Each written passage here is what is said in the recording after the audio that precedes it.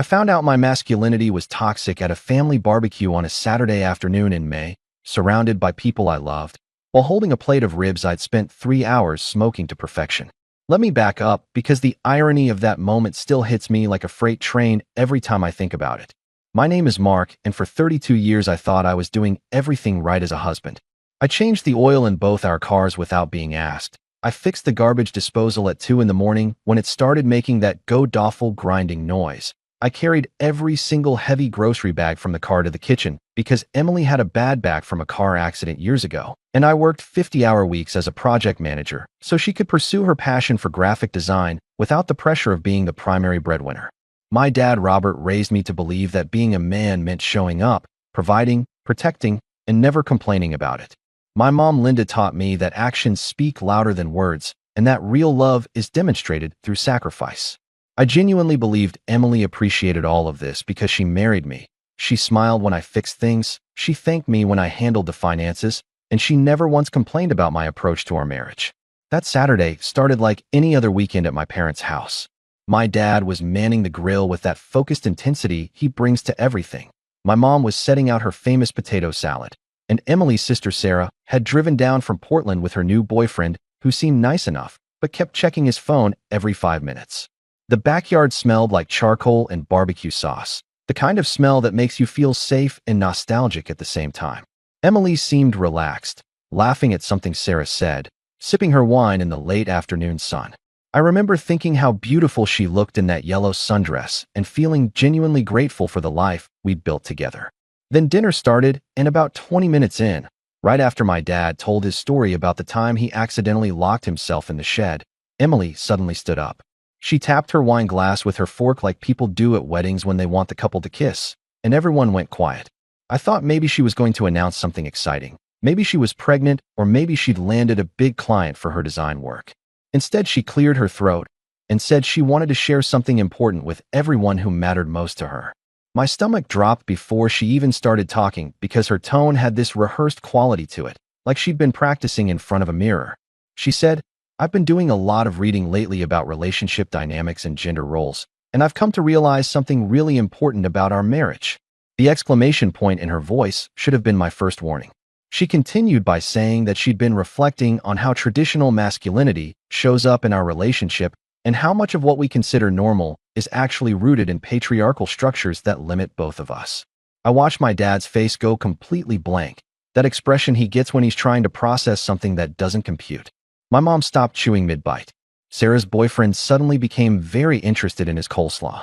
Emily kept going and said, "Mark embodies a lot of toxic masculine traits, and I think it's time we acknowledge that so he can evolve into a more emotionally available and progressive partner." The word toxic hung in the air like smoke. She listed examples. I always insisted on driving on long trips, which she said denied her agency. I handled all our finances, which she claimed infantilized her. I fixed things around the house without asking if she wanted to learn, which apparently robbed her of growth opportunities, and I made decisions about home security and maintenance without consulting her, which she labeled as controlling behavior. Every single thing I thought made me a good husband was being reframed as evidence of my problematic nature.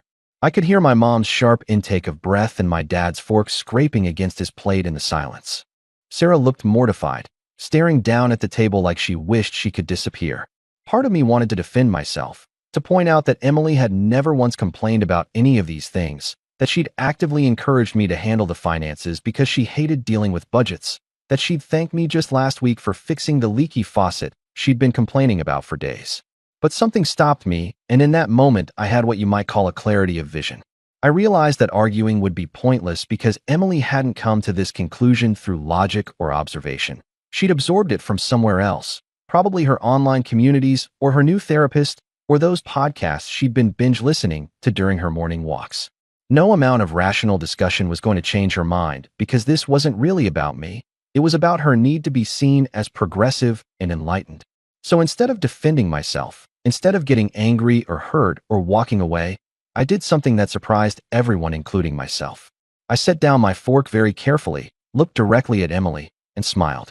Not a fake smile or a bitter smile, but a genuine smile that probably looked unsettling given the circumstances. I said, "You know what? You're absolutely right." My voice was calm, almost cheerful, and I could see confusion flash across Emily's face because this clearly wasn't the reaction she'd expected. I told her that I'd been operating under outdated assumptions about what marriage should look like and that I appreciated her brave honesty in calling me out. I said I was committed to evolving into the kind of partner she deserved, someone who rejected traditional masculine roles and embraced true equality in every aspect of our relationship. My dad made a noise that might have been a cough or might have been a strangled protest. My mom reached over and grabbed his hand like she was physically stopping him from saying something. Emily's expression shifted from surprise to pleased, like she'd just won an argument she didn't know she was having. She sat back down and squeezed my hand across the table, told me she was proud of me for being so receptive, and said this was the beginning of a better chapter for us. Sarah looked relieved that the awkward moment had passed. The rest of dinner continued with forced normalcy, but I barely tasted my food. Inside my head a plan was forming, cold and clear as ice water. If Emily wanted me to stop being traditionally masculine, if she wanted true equality without any of those protective instincts or provider behaviors she'd just labeled as toxic, then that's exactly what she was going to get. Not halfway, not partially, but completely and absolutely. I was going to give her the evolved man she demanded, and I was going to do it so thoroughly, so precisely, that she'd understand exactly what she'd just asked for.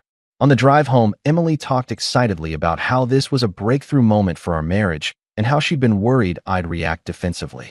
I kept my eyes on the road and made agreeable noises while mentally cataloging every single thing I did in our daily life that she'd just categorized as problematic. It was a longer list than I'd realized.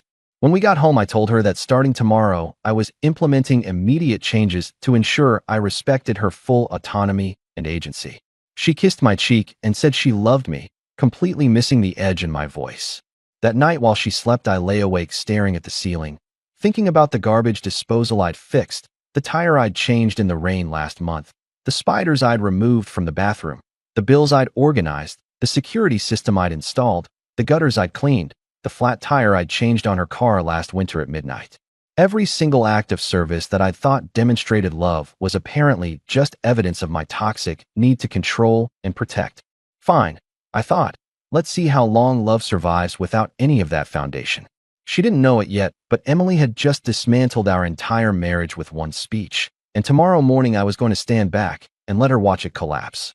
The evolution began the next morning at 6:30 when my alarm went off, and I did something I'd never done in 7 years of marriage. I got up, made myself a single cup of coffee in my travel mug, grabbed my keys, and headed out the door for work without making Emily's usual cappuccino that she drank while getting ready. It sounds petty when I say it out loud, but that cappuccino had been part of our morning routine since we moved in together, something I did automatically while she showered, timed perfectly, so it was still hot when she came downstairs. That morning she came down in her bathrobe expecting to find it waiting on the counter and instead found nothing. I was already gone. She texted me around 8 asking if everything was okay, and I replied that everything was great.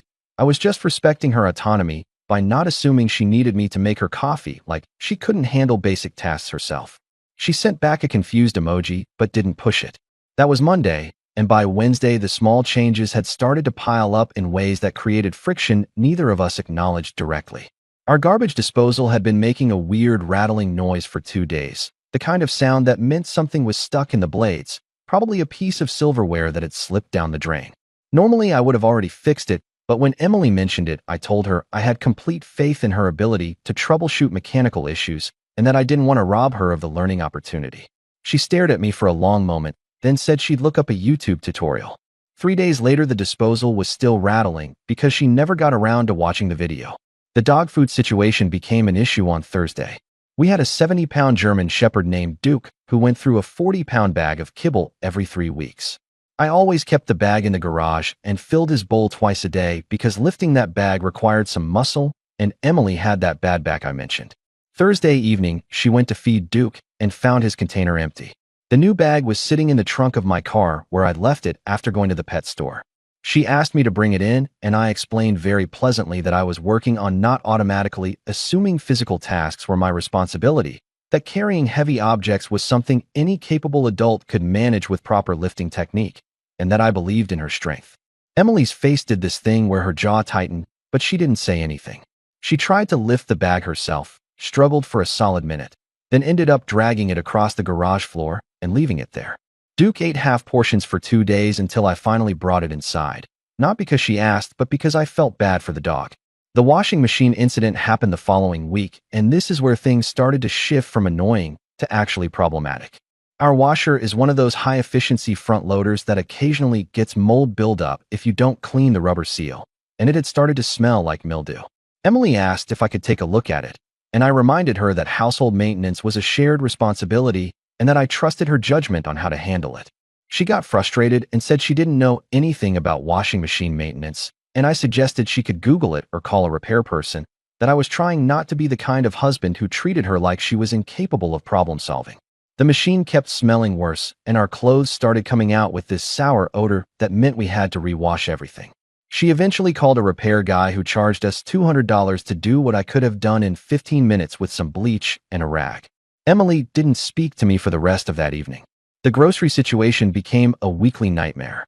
I had always done the shopping because I left work earlier than Emily and the store was on my way home. Plus, I was better at meal planning and sticking to a budget. Now I only bought food for myself, carefully calculating portions and leaving her to handle her own nutrition. The first week, she didn't realize what was happening until she went to make dinner and discovered we had ingredients for exactly one meal. She asked where everything else was, and I explained that I was practicing not making unilateral decisions about household needs, that buying food for both of us without consultation was presumptuous and controlling.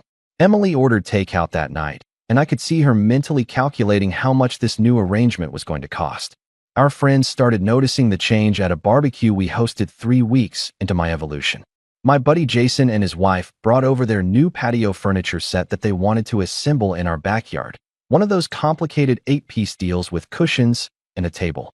Jason naturally asked if I could help him carry the boxes from his truck, and I politely declined, saying I was working on not perpetuating stereotypes about men always handling physical labor. Everyone kind of laughed awkwardly, thinking I was joking, until they realized I was serious. Jason and his wife ended up struggling with the boxes themselves while I sat on our deck drinking a beer. Emily's face turned red, but she couldn't say anything without contradicting her own speech about toxic masculinity. Later that evening, after everyone left, she said I was being deliberately unhelpful, and I asked her very calmly what part of respecting equality and rejecting traditional gender roles she wanted me to stop doing. She didn't have an answer. The car situation is what finally scared her. It was a rainy morning in late June, and Emily's Honda wouldn't start, just made that clicking sound that usually means a dead battery. She called me from the driveway, clearly expecting me to come out and either jump it or figure out the problem. I was in the middle of my morning coffee, and I told her that car trouble was stressful and I had confidence she could handle it, that calling AAA or watching a YouTube video on jumpstarting would be a great growth opportunity. Her voice got sharp, and she said she was going to be late for a client meeting. I reminded her that I was working on not rushing to solve her problems like she was incapable, that this was exactly the kind of protective behavior she'd identified as toxic. She hung up on me. I watched from the kitchen window as she stood in the rain trying to figure out the hood latch, then gave up and called an Uber that cost her $45. I jump-started her car that evening in about 3 minutes. The breaking point came on a Friday night when Emily was coming home late from meeting with a client downtown. She called me around 9, and her voice was shaking when she said there was a guy following her from the parking garage to her car, and she was scared.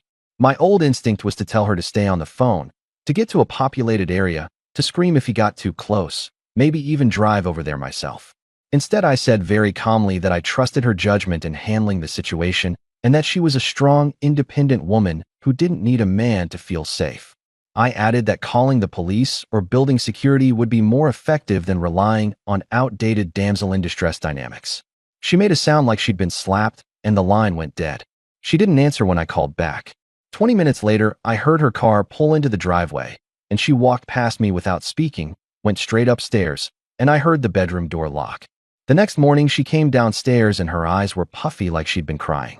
She said she couldn't do this anymore, that the house was falling apart, everything was harder than it needed to be, and she felt completely alone despite being married.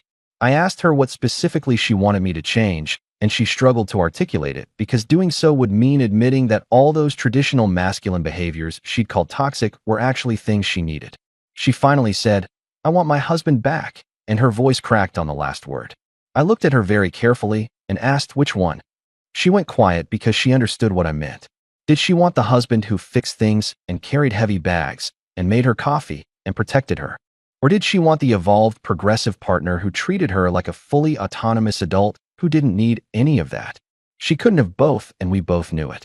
She whispered that she didn't know, and I told her to figure it out because I was tired of being criticized for caring. The house fell into chaos over the next 2 weeks, and I watched it happen with the detachment of someone observing a controlled experiment. Dishes piled up in the sink because Emily kept forgetting to run the dishwasher, and I no longer reminded her. The lawn grew tall enough that our neighbor left a passive-aggressive note about neighborhood standards. Duke tracked mud through the living room because nobody had fixed the loose board on the back porch that created a giant puddle when it rained. Our bedroom had boxes of Emily's design supplies stacked against one wall because I'd always been the one to install shelving and organize storage solutions. The light bulb in the hallway burned out and stayed dark for 6 days. Every small thing I used to handle automatically became a visible absence, like removing the scaffolding from a building and watching it slowly lean. Emily stopped eating regular meals because coordinating groceries and cooking without any system overwhelmed her after long work days. I'd find her at 10 at night eating cereal or crackers, looking exhausted and defeated. She lost weight and the shadows under her eyes got darker. Her design work started suffering too because she was too stressed and tired to meet deadlines, and I watched her panic over a client presentation she'd normally nail without breaking a sweat. On a Sunday morning 2 weeks after our conversation, she came downstairs and found me reading on the couch. She sat down on the coffee table directly in front of me, so I had to look at her and said she needed to say something. Her voice was steady, but I could see her hands shaking. She told me that she'd been wrong, completely and stupidly wrong, and that the speech she'd made at my parents' house was the dumbest thing she'd ever done. She said she'd been spending too much time in online communities where women competed to see who could be the most progressive and critical of their partners, where every act of traditional masculinity got labeled as problematic regardless of context or intent. She admitted that she'd felt pressure to perform wokeness, to prove she wasn't some suburban housewife who needed a man, and in trying to score points with strangers on the internet, she'd dismantled the actual good marriage she had with someone who genuinely loved her. She said, "Your masculinity was never toxic. It was protective, and I'm sorry I couldn't see that until it was gone." The tears started then, and they weren't manipulative tears. They were the kind that come from real recognition of a mistake. I closed my book and let her talk. She continued by saying that she'd called her therapist and realized that most of what she'd been reading online was performative nonsense that didn't account for real relationships with real people who had different strengths and preferences. She said she didn't want a gender-neutral roommate. She wanted her husband back, the one who gave a damn about her well-being, even if it meant doing things she could technically do herself. She acknowledged that there was a difference between controlling behavior and caring behavior, between infantilizing someone and simply loving them enough to make their life easier. I sat there for a long moment because this was the crossroads, and what I said next would determine whether we had a marriage worth saving. I told her very clearly that I would never again be publicly humiliated for being the kind of man my father taught me to be. I said if she wanted me back, then she needed to understand that I was going to fix things and carry heavy bags and make her coffee and handle the finances and protect her, not because I thought she was incapable, but because that's how I showed love, and I wasn't going to apologize for it anymore. I told her she could either accept that this was who I was and appreciate it, or I would help her pack and we could go our separate ways, but I was done walking on eggshells in my own marriage. Emily nodded and said she understood, and then she asked what she could do to fix this. I told her there was one thing. 3 days later, we were back at my parents' house for dinner, and I could see the tension in my dad's shoulders when we walked in, like he was bracing for another awkward speech. My mom hugged us both, but her smile was cautious. We sat down to eat, and about halfway through the meal, Emily stood up and tapped her glass exactly like she'd done before. The entire table went silent, and I saw my dad's jaw clench. Emily's hands were shaking, but her voice was clear when she spoke. She said, "A few weeks ago I stood here and said some things about Mark that I need to publicly correct." She explained that she'd accused him of toxic masculinity when the truth was that everything he did came from a place of love and partnership. She said she'd been influenced by social media narratives that painted traditional male behavior as inherently problematic without acknowledging context or intention. She told my parents that their son was the best man she knew, that he'd spent our entire marriage making her life better in countless ways she'd taken for granted, and that she was grateful every single day that he'd chosen to be patient with her while she figured out what actually mattered. She said, "Mark isn't toxic, He's exactly the kind of husband any woman should hope for. And I'm sorry I didn't say that the first time. My mom started crying immediately, and my dad's whole face softened in a way I hadn't seen in weeks. He reached across the table and squeezed my shoulder without saying anything because he didn't need to. After dinner, I fixed the garbage disposal that had been rattling, carried in Duke's food without being asked, and made Emily her cappuccino the next morning. She watched me do these things with a different expression than before, not entitlement, but genuine appreciation. 2 weeks later, Emily asked if she could post something on her Instagram and showed me the draft before publishing. It was a photo of us from our wedding and a long caption about how she'd almost destroyed her marriage by confusing strength with toxicity and partnership with oppression. She wrote about learning the difference between a man who controls you and a man who protects you, between someone who infantilizes you and someone who simply loves you enough to make your life easier. The post got hundreds of comments, mostly from women sharing similar realizations about their own relationships. Some criticized her for being anti-feminist, but plenty more thanked her for saying what they'd been afraid to admit. Things aren't perfect now because marriage never is, but they're real. Emily thanks me when I fix things, and I thank her when she does the emotional labor I'm not naturally good at. We're building something honest instead of performing for an invisible audience of people who don't actually care about our happiness. I learned something important through all of this, something I wish I'd understood earlier. The strongest thing you can sometimes do in a relationship isn't to fight or argue or explain. It's to step back and let someone experience the full weight of what they're asking for. Emily didn't need a lecture about why she was wrong. She needed to live in the absence of everything she'd taken for granted. Sometimes the only way to make someone appreciate what they have is to let them lose it, even temporarily, even when it hurts you both. My masculinity was never the problem, and her need for independence was never really about independence. The problem was gratitude, or the lack of it. And sometimes you have to take everything off the table before someone realizes what was actually there all along. What do you think about this story? Let me know in the comments, drop a like, and don't forget to subscribe for more real-life stories.